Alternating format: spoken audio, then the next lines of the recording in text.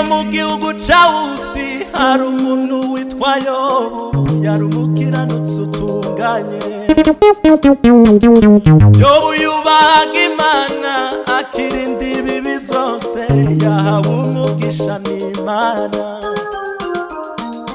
Iyo mu gihugu ca Usi hari umuntu witwa Yobu, yari umukiranutsi utunganye.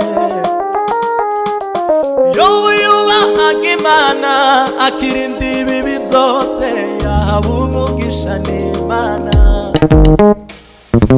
Uwo mugore we aramubwira Yobu ati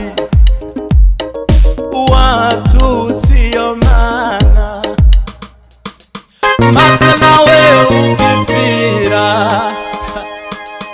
Yobu aramubwira navuye mu nda ya mama nzasubira mu nda y'isi, vyose vyatanzwe n'Uwiteka.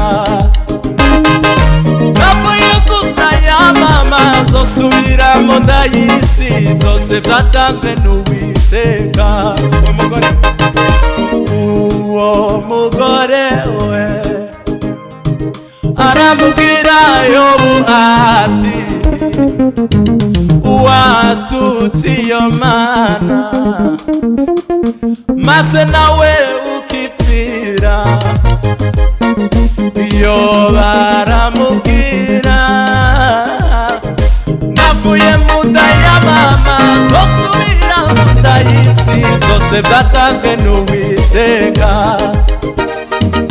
Navuye mu nda ya mama nzasubira mu nda y'isi, vyose vyatanzwe n'Uwiteka. Navuye mu nda ya mama nzasubira mu nda y'isi, vyose vyatanzwe n'Uwiteka. Iyo baramubwira